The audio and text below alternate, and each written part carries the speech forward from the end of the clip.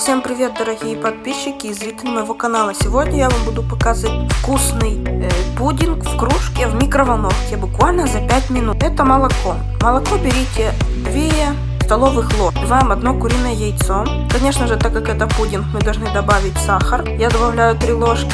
Добавляем сюда какао. Добавляем сюда муку, разрыхлитель и ванильный сахар. Теперь мы это все перемешиваем. Но получится примерно вот так. И ставим это все в микроволновку на 3 минуты.